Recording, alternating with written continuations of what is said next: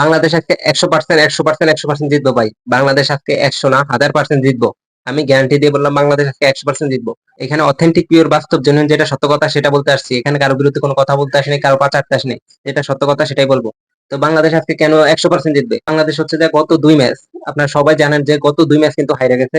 মানে এমন একটা দল যেটাকে কিনা অন্য দল মনে করেন যে দলও মানে মনে করবে না। কারণ ওই দলের হচ্ছে যে নিজেদের কোনো খেলোয়াড়ই নেই। তাদেরকে দল কিভাবে মনে করব?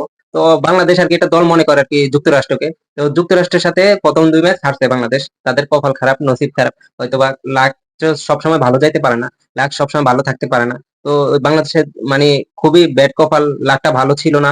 এইজন্য বাংলাদেশ মানে ১ম ২ টা ম্যাচ হারছে। এইজন্য ওইটা নিয়ে এত টেনশনের কিছু নাই। তো পরের ম্যাচটা জিতবো। বাংলাদেশ পরের ম্যাচটা মানে আজকে রাত ৯টা হচ্ছে বাংলাদেশের খেলা। লিটন দাস এবং সৌম্য সরকারকে আবার ওপেনিং করাইতেছে এবং আজকে ওপেনিং মোটামুটি একটু ভালো ইয়া করবে। আর নাজমুল হোসেন শান্ত মানে ক্যাপ্টেন্সি তো আছে। ও মোটামুটি আগের টিমের থেকে এবার টিমটা একটু হার্ড হবে। মানে একটু বোলিং চেঞ্জ করছে আর হচ্ছে ব্যাটিং কিছু চেঞ্জ করছে।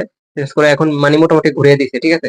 আজকে মোটামুটি বাংলাদেশ ম্যাচটা যেই ম্যানগুলা দিয়ে খেলাবে, যে ম্যানগুলো আছে ওগুলা সবগুলা ম্যান ভালো।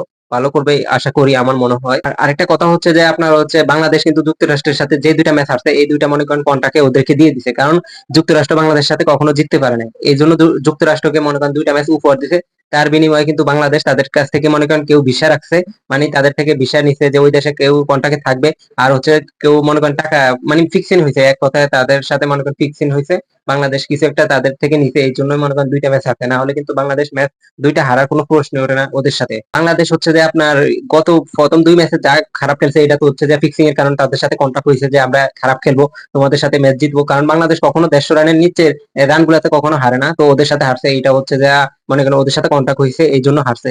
তো আজকের ম্যাচটা মানে কোনো মতে দেওয়া যাবে না। কারণ বাংলাদেশ কিন্তু সবাই যায় না গেছে। বাংলাদেশ যারা সমর্থক আছে, বাংলাদেশের মানুষ যারা আছে তারা যায় না গেছে যে ওদের সাথে ফিক্সিং হইছে। এইজন্য বাংলাদেশ মানে ক্রিকেট টিমে যারা ছিল ওরা ঠকছে।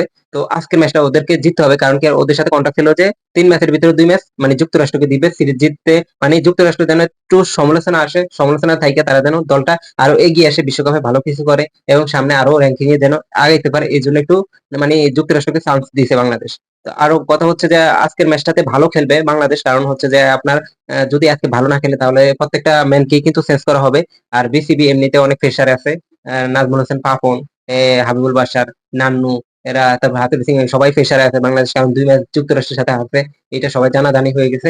আরেকটা কথা হচ্ছে যে বাংলাদেশে কিন্তু ওই যে আপনার ইমরুল কায়েস আর হচ্ছে যে মেহেদী হাসান, মিরাজ এদেরকে কিন্তু ঢাকা আনা হইছে বিশ্বকাপের জন্য।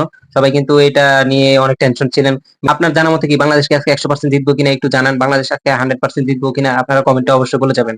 আর সবাই ভালো থাকেন, সুস্থ থাকুন, পেজটিকে ফলো করে দেন এবং পরবর্তী ভিডিও দেখতে অবশ্যই লাইক কমেন্ট দিয়ে সাথে থাকবেন। ধন্যবাদ ভিডিওটা দেখার জন্য।